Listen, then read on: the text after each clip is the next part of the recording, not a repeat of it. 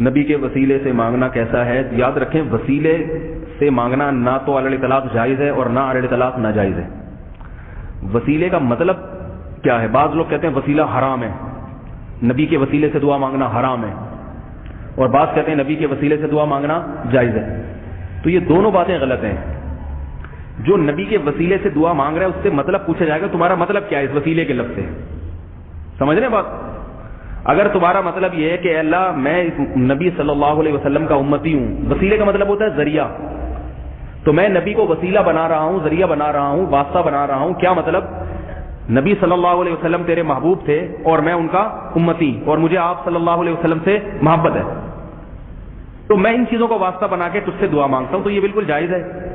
تو یہ حقیقت میں نبی کا وسیلہ نبی کی محبت کا وسیلہ ہوا یا نبی کی امت ہونے کا وسیلہ ہوا، سمجھ رہے بات کو؟ اگر اس نیت سے مانگتا ہے تو یہ جائز ہے۔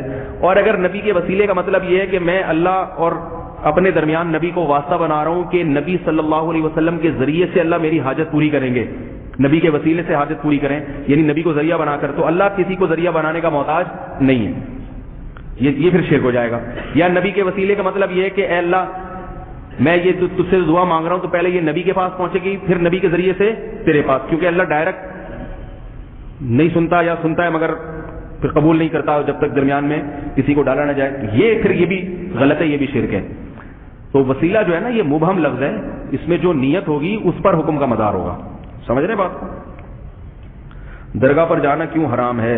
درگاہ پہ جانا اس لیے حرام ہے کہ اس میں بدعتیں ہوتی ہیں۔ اللہ کے نبی نے قبرستان جانے کا حکم دیا ہے تاکہ آخرت کی یاد تازہ ہو۔ درگاہ پہ جا کے آخرت کی یاد تازہ نہیں ہوتی، درگاہوں پہ جا کے ڈھول ڈھمکے ہو رہے ہوتے ہیں، اتنی اونچی اونچی قبریں ہوتی ہیں، بدعت کا ماحول ہوتا ہے، اور تو بدعتیوں کی تائید ہوتی ہے۔ ویسے بھی قبروں پہ میلے ٹھیلوں کی اجازت نہیں ہے، اور درگاہوں پہ کیا ہوتے ہیں؟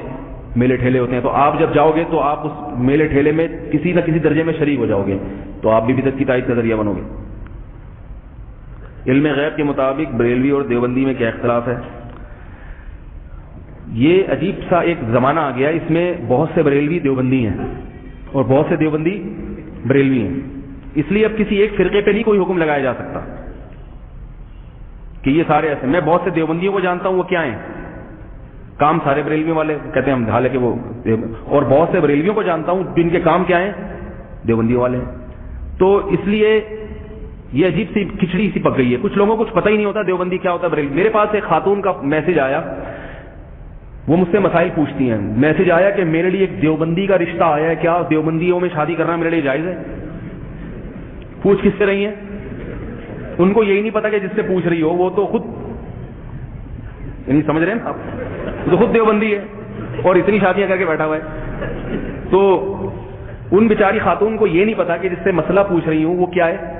کیوں؟ ان کے دماغ میں یہ بات بیٹھ گئی کہ دیوبندی اتنے برے ہوتے ہیں، اتنے برے ہوتے ہیں کہ دیوبندیوں میں کوئی مولوی تو ہو ہی نہیں سکتا۔ تو جب ان کو کسی نے بتایا نا مفتی صاحب ہیں، تو ان کے دماغ میں آیا کہ یہ دیوبندی کا تو ہو ہی نہیں سکتے، یہ تو بریلوی ہی ہوں گے۔ تو اب وہ پوچھ رہی ہے کہ دیوبندی کا، اب وہ خاتون بری نہیں ہے بیچاری، اس کو آپ برا نہیں کہہ سکتے، دائرہ اسلام سے خارج نہیں کہہ سکتے، اس کو جو ماحول ملا نا ارد گرد کا ایریا، اس میں دیوبندیوں کے خلاف اتنا کہ بھی یہ ایسے ہوتے ہیں، گستاخ رسول ہوتے ہیں۔ ہم سب کو پتا ہے قادیانی کافر ہیں، لیکن تحقیق کتنے لوگوں نے کی ہے؟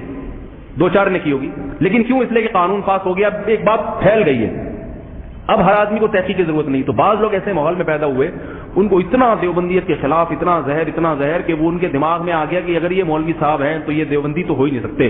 تو وہ مجھ سے پوچھ رہی ہیں کہ میرا رشتہ دیوبندی میں حلال بھی ہے یا نہیں ہے؟ تو میں کیا جواب دیتا بیچاری کو؟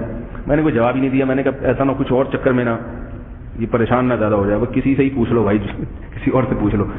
تو ایک دفعہ کیا ہوا کہ وہ سعودی عرب میں کسی خاتون کا بچہ گم گیا، پاکستانی خاتون تھی، تو کسی نے، اب بچہ گمنا کتنا بڑا مسئلہ ہے، تو کسی نے کہا کہ میں تلاش کرتا ہوں، تو اس خاتون نے کہا نہیں یہ پنج پیری ہے، ٹھیک ہے، یہ کیا ہے؟ اشاعت التوحید کا ہے پنج پیری۔ اس کے دماغ میں پنج پیری اور اشاعت التوحید، اور وہ اتنی نفرت ڈالی گئی تھی کہ وہ بچہ تلاش کرنے کے لیے بھی کوئی عیسائی آ جاتا، یہودی آ جاتا نا کہ میں تلاش کرتا ہوں، ہاں آپ تلاش کریں، تو وہ اتنی نفرت اس کے دل میں ڈال دی ہے۔ تو ماحول بنتا ہے، بعض دفعہ کچھ ایسے علاقے ہوتے ہیں اس میں وہ جہالت ہوتی ہے ان لوگوں میں۔ تو اس لیے علم غیب کے بارے میں جو اختلاف ہے نا بنیادی، وہ چاہے کسی میں بھی ہو، وہ یہ ہے کہ نبی صلی اللہ علیہ وسلم کو اللہ نے ہر چیز کا علم نہیں دیا، اور بعض کہتے ہیں ہر چیز کا دیا ہے، لیکن یہ جب کہتے ہیں نا ہر چیز کا دیا، پھر ان سے جب بحث کرو تو پھر یہ بھی کہتے ہیں کہ ہر چیز کا نہیں دیا۔ عجیب سا ایک حساب کتاب ہے۔ میرے ایک مناظرہ ہوا تھا بچپن میں، ایک مفتی تھے ان کے، گرین چینل کے, تو میں بچپن میں ان سے ایک بات چیت ہوئی, میں نے کہا کہ اللہ کے نبی کو, اللہ نے اپنے نبی کو ہر چیز کا علم دیا. انہوں نے کہا ہر چیز کا علم دیا, تمام چیزوں کا, کوئی بھی چیز ایسی نہیں ہے جو مخفی ہے. میں نے کہا پھر اللہ کا علم اور نبی کا علم تو برابر ہو گیا.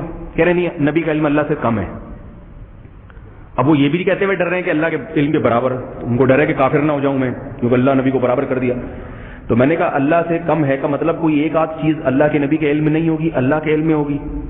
اب اگر اس کو تسلیم کرتے ہیں تو پھر عالم الغیب اور وہ جو دعوے ہیں وہ سارے غلط. ان کے مریدین بھی بیٹھے ہیں پاس, بولیں گے ابھی تک تو آپ کہتے ہیں ہر چیز کا دیا, اب کہہ رہے ہیں ایک آدھ چیز ایسی ہے جو نہیں دیا.